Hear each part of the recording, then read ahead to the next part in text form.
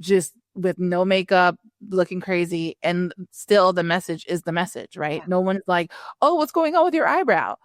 Their response is like with what I'm saying. So, and that has been a really, really long journey of getting to that place. But visibility in and of itself is not about performing as someone else. You do perform, right? When you're on stage and you're kind of, there is a performance element, but it's not performance of self. It's ensuring that your message is received the way that you need it to. The difference between me saying this and I'm like this versus like, yeah, and I is performance, right? Yep. But I'm still myself. Yes. Step into the world of success with Your Brand Amplified, the ultimate podcast designed to unravel the intricacies of thriving businesses. I'm your host, Annika Jackson, and I'm on a mission to uncover the stories, strategies, and secrets that have propelled entrepreneurs and business leaders to success. It's been a little bit since I've had someone who is immersed as fully as I am in the world of podcasting. So Carrolee Moore, I'm so thrilled to have you on Your Brand Amplified. Thank you for giving me some time today. Thank you so much for having me. I'm very excited to nerd out. Yes, a little please. bit. Talk about your background a little bit and what brought you to podcasting. Because I think it's a different story, but similar to the way I found podcasting. I had a PR agency doing stuff for clients, realized podcasting is really the way to go. But that's my short version, but I want to hear your longer version. Yeah. So my longer version is like really long. I fell in love with storytelling from like a kid. I was born and raised in Jamaica in the 80s and 90s, and like TV had all but 2 channels. So for the most part, you have to like make your own fun. And I just remember being in like the living room with like my uncles and aunts, cousins, and everyone telling stories and telling jokes and wanting to kind of be in the mix. But I just wasn't cool enough. Like I didn't have all of that, but that's a core memory for me. And it actually led me to, even as I immigrated here and got into different activities, etc., I still ended up majoring in English and then in communications in college because of that deep love of storytelling. And so for me, it went from there into my professional life. Even as I took the quote unquote responsible route and went into like project management and all the things, I was still on the side building out, brand systems, etc., for small businesses. And so I had been doing that work on the side close to like 15 years before I decided to like jump in 2 feet forward. Really, I would say falling forward. And my first business was a brand and marketing agency, and really cobbler with no shoes, very much building all the things for all the people and like not paying attention to our stuff. But the one thing that we were doing was pitching me for podcasts, because I'm an introvert, right? I can fake it with the best of them in a room for a little bit and then I'm exhausted. My true like desire would be to have that one person that you meet at the party and like you guys are best friends in the corner and everybody else is doing their thing. And that's what I feel like podcasting became for me. It was like, what an awesome way to meet one person, connect, have a great conversation, and it's recorded. So I don't have to do that 10 times. It's just like really working smarter and harder for me and my personality type. And then we also used it for content. So I was like, okay, this is fantastic. But I never thought of it as something that I could offer to other people. I was so naive. I didn't even really know that PR agencies were doing podcast guesting as like a service. I really didn't. And so when I closed out my agency and spent like 3 months doing a lot of market research, I just kept hearing the same thing over and over again as far as like what people really, really needed, or they felt like if I got this right, my business would take off. It was variations of visibility. They didn't say the word, not every time, but it was definitely like, hey, if I was just more known, if people understood the difference between me and like my competition, etc. So I was, okay, what can I do? What can I offer that would solve that problem that is not connected to what I've already done and burnt out on? And I landed on podcast guesting. And I'm not going to say like it was some statistical, like I did all the numbers and I did not. Like it felt like one of those like downloads from God where it's like, this is it. And I just decided, I'm going to try this. I'm going to do it. And the first time we opened our doors and actually like accepted clients, it was at a conference, and we made like well over $20,000 in like one foul swoop. And I was like, yeah, Okay, I think amazing. I found it. Yep. I think I found it. I think listening to people about what they wanted and like going at that makes sense. And so that's really how I landed into podcast guesting. But I've been a fan of podcasts myself for years. I think it's one of the most authentic mediums out there right now. I think that there's a reason why, even in the last election cycle, you saw the candidates clamoring to go to podcasts, these bigger podcasts, because again, these are conversations that you wouldn't necessarily have on a CNN and MSNBC, right? And so that's a reason. Like, they have data behind it. We have feelings and vibes. They study it to make sure it makes sense. And so that was like a really huge light bulb to me. It's like this thing that you have just loved because it made sense for you, and that you just love hearing different people's perspectives, their stories. This is purpose.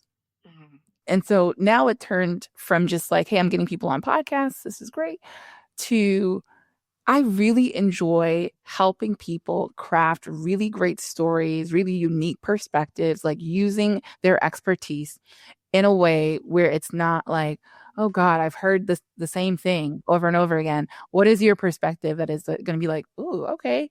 Helping them find that, and then seeing the light bulb go off where they're like, oh, I can be myself. Yes. Yes, you can. That is the power of podcasts, right? You'll find your people. Trust me. And so that's been really, really fun. And probably the thing that snuck up behind me, like I wouldn't have seen that coming as a purpose for me, and the joy that comes from it for me every single day in this business. So what you just said, and of course, your business is the Podcast Pitching Society. You also have a podcast.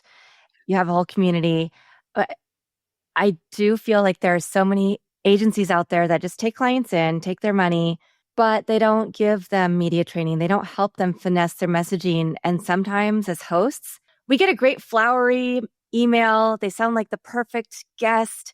They come on and they don't know how to answer questions. They give short answers. They're not going to give any personal information. And like you said, this is a place where we can still be authentically ourselves. I mean, I was hearing a statistic on a podcast about podcasts yesterday that the new mayor of New York City, he was on the most podcasts of any of the other mayoral candidates. And that shows you the power, because people hear, oh, he's Muslim, he's a Democrat socialist, he sees this thing, that thing. But by being on podcasts and actually speaking to people in a way that they can listen and resonate with who he is, he's able to humanize who he is and really talk about what he was going to do for New York, instead of just what the pundits say and the words that they try to put into our heads sometimes, right? So, yeah, you're right. I mean, for me, one of the biggest things I talk to my clients about, because they're all experts, and what I always joke and say, the nerdier the better is what we tend to like want to work with. So like they tend to speak in generalities. Why? Because you've been doing the thing for 20 years.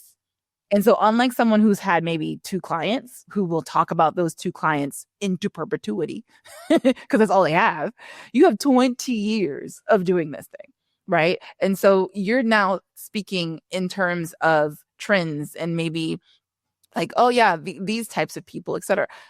And on a podcast, in an answer, specificity and personality actually but for better content, for obviously the host, but for the folks that are listening, they're going to be able to hear themselves in your answer. They're going to be able to like see their problem, because again, if you're talking about a particular issue and you're using a case study, like, oh, Bob had this issue where he was brilliant, but was like this best kept secret in his industry and hated social media, hated the whole thing, and decided to come work with us.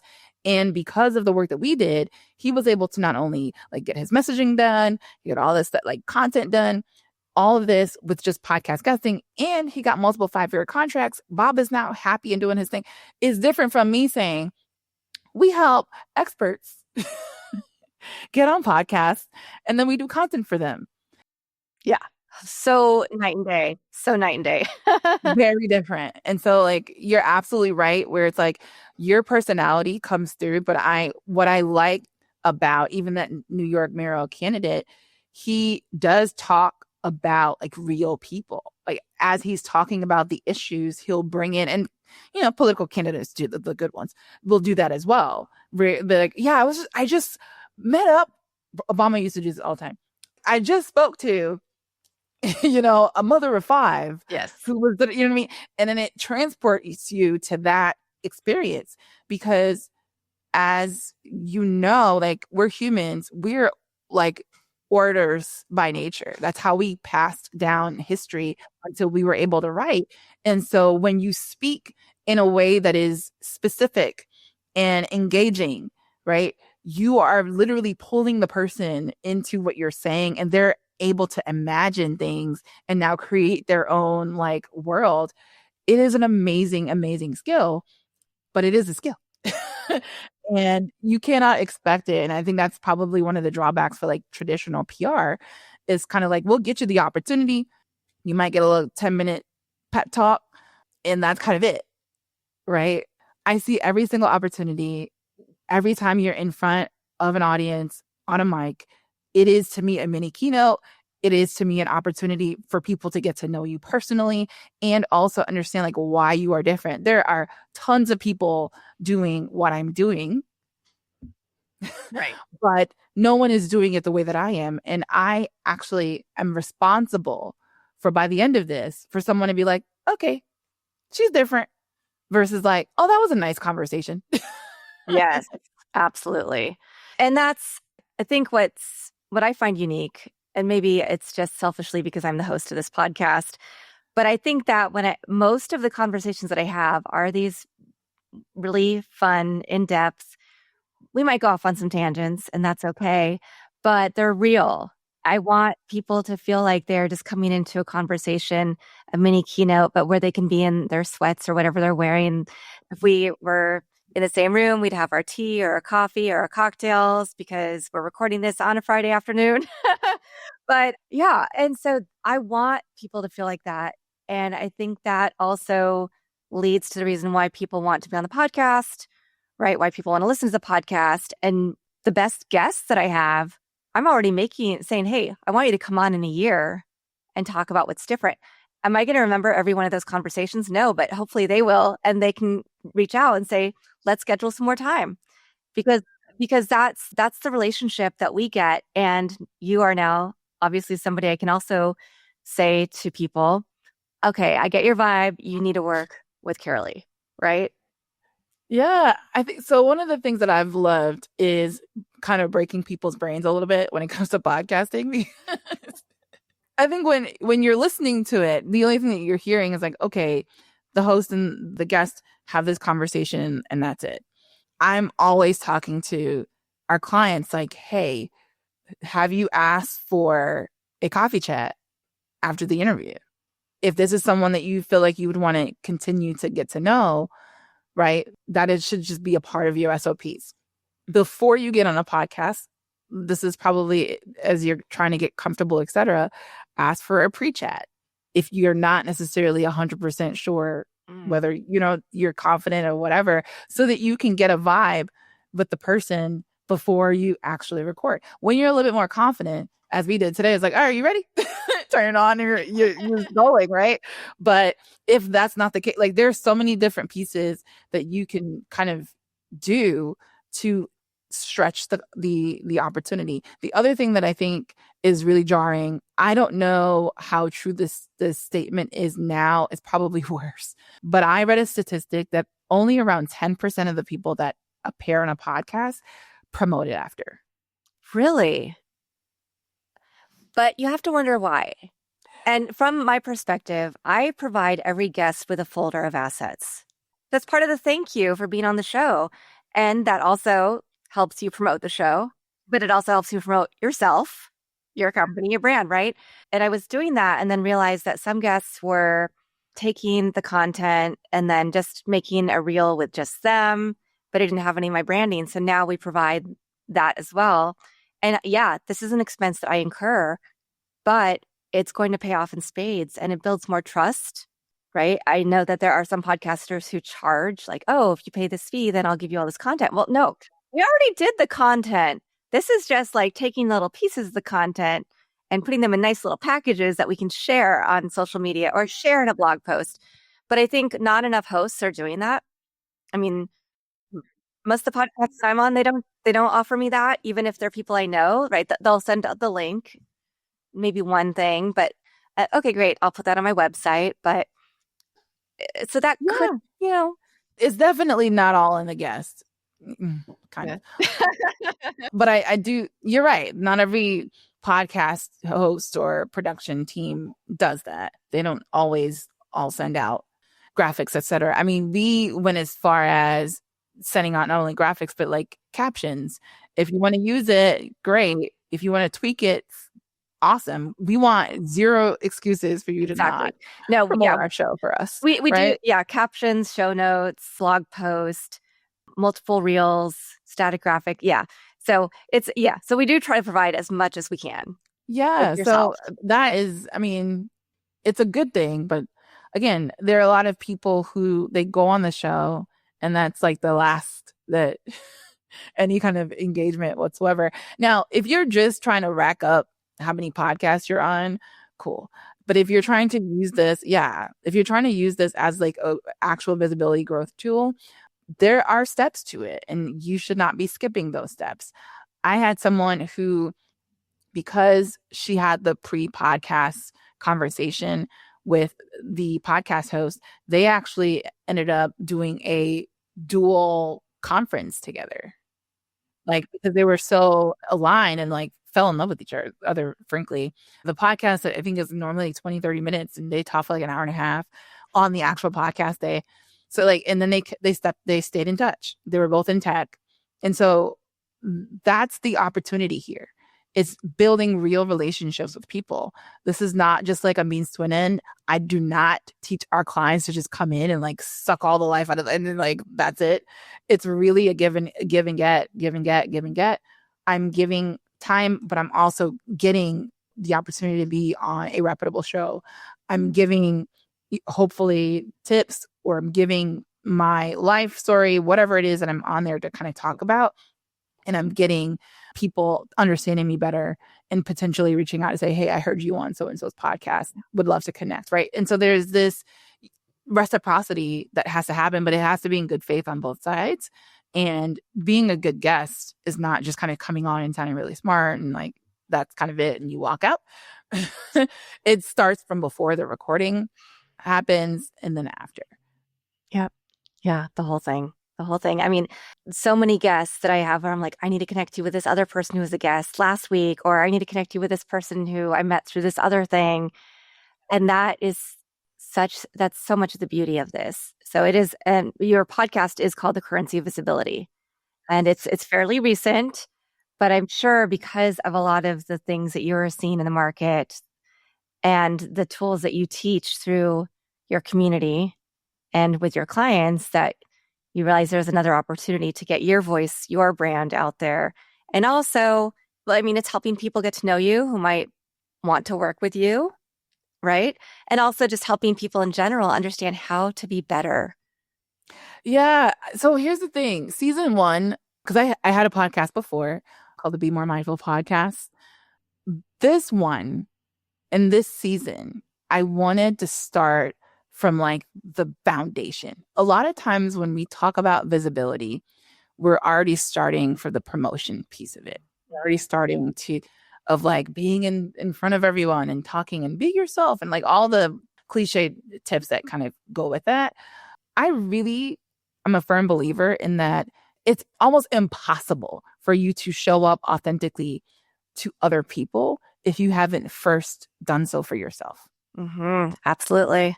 We've spent a lot of time, and especially for the folks that we encounter, the people that have been in corporate for 10, 15, 20, sometimes 25 years, right? You've spent a lot of time creating a blockage around you, especially if you're a woman, good Lord, or a person of color, right? Like to protect you from all the things. And so you've learned the lingo of corporate, you've learned how to dress, all of the things to like make sure that you're safe in that environment is actually the complete opposite of what you'll need as an entrepreneur, as someone who's building a brand, right?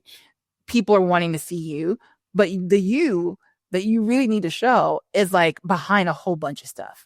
And what is the work to really rip that stuff away, to really find yourself for real, and connect with that person, to be able to understand how you speak for real. Like, who do you want to serve for real? How do you want to show up for real? It is all of these things that's actually going to make your brand messaging be unique and not kind of just fade into the back with everybody else. It's going to make it so that one of the things that I think is funny, because I call myself an introvert, even though I'm probably more so now an omnivert. People think that introverts are quiet, and we're not. We'll talk your ear off. Give me talk about the right topic. It's like with one person. Yeah. Yes. Maybe max two. Right. But one of the things I think is funny is like people will often wear that badge because, again, in corporate, you've been told that that's a thing to be ashamed of, or a thing to hide, or perform in whatever.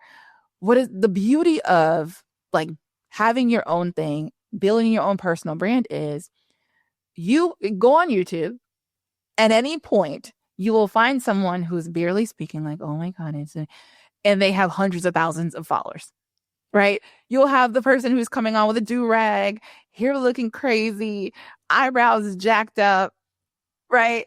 And has like millions of people follow because they're authentically themselves 100% of the time.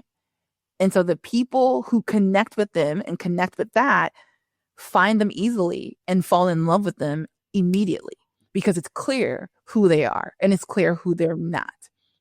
Too many of us in corporate, because we've been taught to like make everyone like comfortable and like, you know what I mean, to fit in. You don't want to stand out. Don't be the one that just like sticks up because then you might just get fired, right? It's the complete opposite of that when you're thinking about building your brand, especially if you're going to be doing it on a medium like a podcast. You genuinely are going to have people be like, hey, I really want to work with him or her, when you are fully yourself.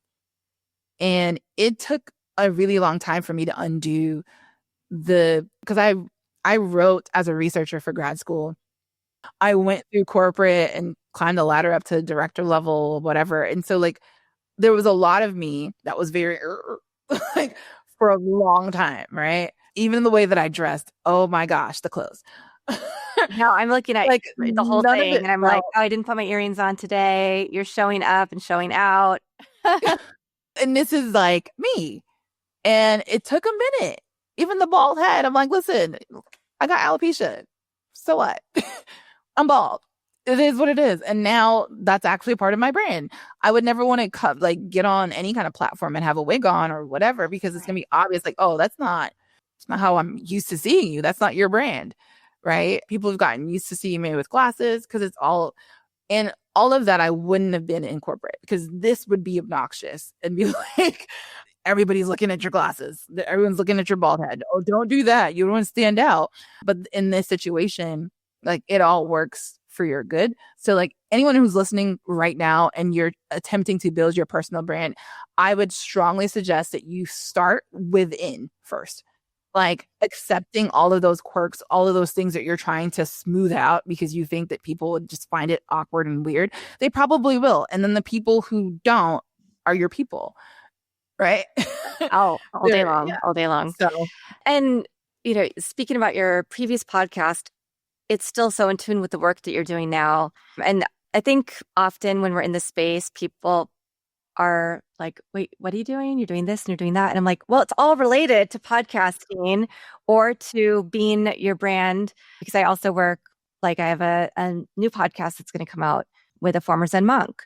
And it's because I've been working with him, but it's because he was teaching things in a different way. We're teaching the same thing, but different constructs, right? Yeah. He was talking more about like you have to start with the inner work. How do you get comfortable with yourself? Then how do you get comfortable with your past, even forgiving yourself, right? That is the biggest thing. You have to forgive others, but you're like that self-sabotage and that disbelief that we have sometimes can keep us from doing all the things that we're talking about right now, living in authenticity, feeling really good about ourselves, unabashedly, unashamedly, being able to express who we are in our fashion, in our hairstyles, when we're doing interviews, showing up on social media, whatever the case may be. Yeah, I think that once you get there, and I'm going to be super honest, I'm not 100%, but at this point, for me, the fear is not a blockage. It's like a thing of me knowing like, oh, okay, I'm going to do it anyways. I'm terrified. I'm going to do it anyways. Yeah. And then after it's done, like, okay, that wasn't so bad. And I keep building that up. And eventually the bank is going to be so full of like, hey, I did hard things. I did scary things. And I lived. Nothing happened. Oh, you went in front of hundreds of people and you gave a great, awesome. And literally nothing happened. Now let's kind of move this on. Right. And so like, it is okay to be scared. It is not okay if you're trying to genuinely live at your full potential and do all the things that you say you want to do. It's not okay for that fear to be the thing that's like holding you back from fully being yourself, from fully accepting yourself, and then therefore sharing your full self with other people. It is in a lot of ways a selfish way of living life. We might not see it that way, but you are robbing the world from experiencing you in your full self. And that is a selfish act. It might be covered in fear, but at the core of it, it's a little selfish. And once you release that and realize like, okay, my mission and my vision and the thing that I'm wanting to build and the impact I'm trying to make and the people I'm trying to actually help is bigger than my fear of showing up with my eyebrows jacked. I keep saying eyebrows jacked up because my eyebrows are naturally jacked up. Today I have makeup on and it's all cute and whatever, but like I'll be on like Instagram Live, Facebook Live, LinkedIn Live, just with no makeup, looking crazy. And still the message is the message, right? Yeah. No one's like, oh, what's going on with your eyebrow? Their response is like with what I'm saying. So, and that has been a really, really long journey of getting to that place. But visibility in and of itself is not about performing as someone else. You do perform, right? When you're on stage and you're kind of, there is a performance element, but it's not performance of self. It's ensuring that your message is received the way that you need it to. The difference between me saying this and I'm like this versus like, yeah, and I is performance, right? Yep. But I'm still myself. Yes. Right? It's excitement, it's performance. And my daughter says, oh, you're using your podcast voice. And I'm like, I don't think it's that different, but I guess I just get a little more buttoned up. Not much, but yeah. That's funny. It is. Your podcast voice. So I wanted to, or my teaching voice, right? Yeah. Adding a little more of that. Okay, we're doing this. So going from being on podcasts to helping people get booked to deciding to, create an entire community to now launching a new podcast. When did it all feel right to take those next leaps, those next steps? No, it didn't feel right. It just, as I mentioned, I've learned just to go. The biggest lesson I learned in 2025 is the longer you take to make decisions, the longer it will take for you to get to like where you're supposed to be. Because even if it's the wrong decision, you will know faster. Oh, that was not the place. That was not the way. That was not the perspective. Cool. Now I can go try it for something else. Right. The faster you're able to make those decisions, it's like, all right, cool. You get through more and then you get to the thing that you're supposed to be at faster. And then it aligns and you're like, great. Because that's really what happened. And 2025 was hyperspeed for that. I started thinking like, okay, great. We'll just have people get on podcasts and like do what it is. But now I've done it so much and I've seen so many different things happen for people from these experiences that the way that I even talk about what we do is different. It's not just like, oh, let me get you on some podcasts, because any VA can do that. It's really the prep. It's really the kind of before and the after of the interview that makes us stand out because of my sales background and marketing background, but also like the fact that I am also an introvert. A majority of these people are like, I'm terrified. Like, what do I do? And being able to fully say, hey, who you are is enough. You don't have to speak like me. You don't have to try to like what, just who you are is enough. Let's work on these things. And like we role play and do all of that stuff beforehand. And I'm in the DMs like, hey, so what happened with this one? Did you know what I mean? The support that you're getting is beyond just like getting you booked on podcasts. And it also just gets your confidence up. Right. So to me, a large part of like what led to the alignment and doing purpose work the way that I am is by being misaligned and doing all the wrong things and getting the answers like, no, not it. That's why you're the expert, though. I think it's the same thing for me as a host. I've done so many things. I've tried tried so much stuff. Some of it's worked, some of it hasn't. But now I am armed with that information so that I can help other people be better hosts and have long living podcasts and on and on and on and on. So thank you for providing that service. I wanted to ask, what are your favorite mechanisms for finding the podcasts for your clients? Because sometimes I do have relationships with some agencies where it works really well.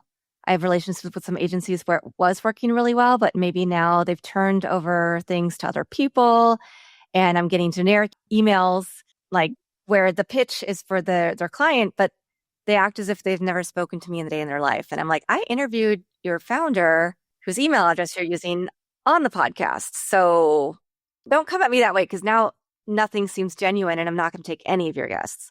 So I'd love to hear, because I know there's different software options. And Yeah. So we don't use software to send pitches.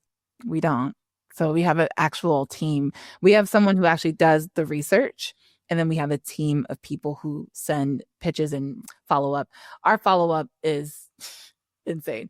Our client's comment is like, I've never seen someone follow up that many times like that in like intentional follow up in my life. And that's one of the things is like, listen, we understand that podcast hosts and podcast producers are busy too, right? I'm not going to send you that first pitch and that's kind of it. So like we do have like real people doing that.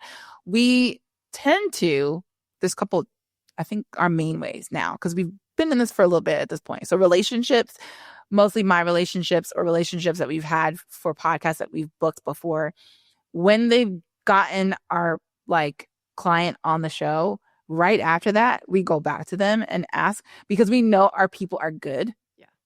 And they're gonna be like, oh, this was great. So whoever else you have, like, please bring them. Like, we're fine. We're good. Like, I don't even have to like do the extra, like, they're fine. Right. So that's one way, is like from shows that we've done before. We have a rubric that we actually have created. It's in-house to essentially see numerically, is this a good show or good fit for a client?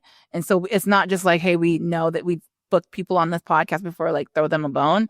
It's like, is this a really great fit for this particular person? Great. The other thing that we do is we look at competition. So if you're listening to this and you're DIYing, if you're not looking at the podcast shows that your competition has done, you're absolutely behind the eight ball. And I know a lot of people are going to be like, well, why would they want to like interview someone else that is exactly the same? And it's like, that is the mindset that you're going to have to shift, that we actually help our clients to work on, because no two people are the same. And so I'm a marketer, I'm a brand specialist, I'm all the things. I can fit in any bucket, right? And potentially be like, even this could be considered like, oh, well, I wouldn't pitch this. This is a branch.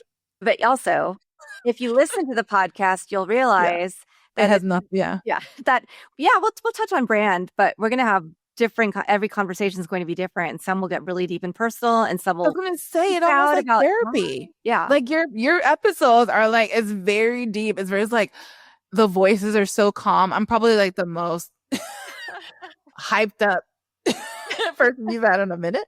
But like, Yeah, this is it, true. This is true. But I love it. I'm here for it. it's been very like, I was like, oh, this is cool. Her podcast it's giving very like, I could listen to this and just like wash my dishes and just, Love you know what I it. mean? Thank you. I love that. But yeah, you have to obviously pay attention to the podcasts themselves. But I don't think it's something where it's like, oh, your competition was on the show a year ago. Can't pitch that. No. So we use that a lot. So those two, I would say there are a few others, but got to keep it close to the chest. Well, yeah, those two. Of course. But I do want to say how much I appreciate the fact that you are living in the world of humanity, because we do use AI. This is a world, we're in the AI world. There's a lot of great use cases for AI. It's fantastic. But the fact that you are still pitching one-to-one, you're not just spraying and praying the pitches, that you're being really intentional. It gives me as a host also more like, hey, yes, you know what? I want to know, okay, who's on your roster? Let's get them scheduled. They're going to add value. If not, and if they're not a right fit for this podcast for some reason, which almost everybody should be a fit, but as long as they're good, because I also have a whole vetting process to make sure that everybody's the right guest, even if they seem like the perfect person on paper, because I've had those experiences. But I also have another podcast at USC, and then I have a couple of other things they're launching, or I have clients who have podcasts. So, yeah. This is why, again, we are not $200 a month. We're not, this is not some like VA template that we're just kind of, again, spraying and praying. My background and my integrity won't let me do that. And so, yeah, you're going to get charged for, for a really premium experience. But I have not had one client that has left as like, wasn't worth it. Matter of fact, my current COO is a former client. So who paid at the highest level of our business. And so the fact that she was a client, enjoyed her experience, and is now on the back end helping us speaks a lot to just like how I like to do business. And so, yeah, I think it's really, really important. And I know, again, there's tons of people who are attempting to do this. The podcast space is busting wide open. And I know there's going to be a lot of people who are just going to come in and try to like hustle their way into a quick buck, because there is a lot of money to be made here. However, for me, like I said, this is purpose work.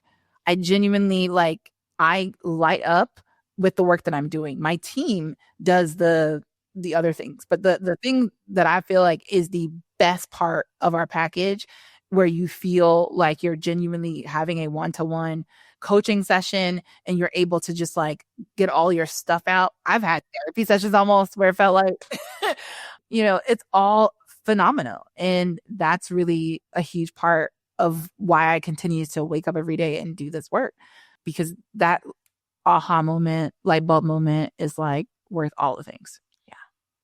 Well, I know we could keep talking for hours and riffing, and we will talk again, whether it's on podcast or whether it's just to catch up. And like, well, I'm trying to release a book next year. I'm not going to say trying. Good Lord. You are releasing a book next year. I am releasing a book. And we are going to have you back on. Yeah, it's called The Currency of Visibility. Yes. For the end of next year. Perfect. And so, all right. Done. Already done.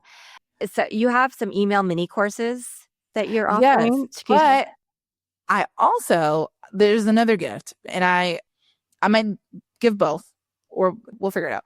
But I wanted to give a free 30-minute visibility essential, not an audit. I don't like saying that, but basically a strategy session. It's us sitting down. I'm going to have you fill out a form. You're going to basically tell me what your goals are, tell me where you're at. I'm essentially going to look at all your socials, look at where you are, look at the things that you've done so far for visibility without you telling me anything. And then as we get on the call, I'm going to give you a game plan. It's like, hey, this is what I would do if I were you, right? These are the kind of areas that I would go if I were you. If that's interesting to you, if you are looking for visibility strategies that actually work for experts and not influencers, that's a really awesome. And I don't know how many of those. We're probably doing like 5 per month. So not a lot of space. Yeah. Yeah. Amazing. Fantastic. I'm so full of energy from our conversation, and just everything we're so in sync, and I'm so grateful for that. So Thank you. Thank you so much for having me. Of course. Thank you to everybody who is watching, listening. Leave us a rating review. Please make sure that you are subscribing to the podcast. And we'll also put a link to Carrolee's in the show notes so you can check out her podcast, the precursor to her book, and something intimately tied into the Podcast Pitching Society and all the work that she does to make sure people are being amplified in the right way. With that, lots for you to think about. And I'll be back again with another amazing guest tomorrow to share their story, their journey, and some tips and tricks to make your life a little better. Thanks for listening or watching to this episode of Your Brand Amplified. Don't forget to leave us a rating or review on your favorite podcast listening platform. And if you want to learn more, check us out at yourbrandamplified.com.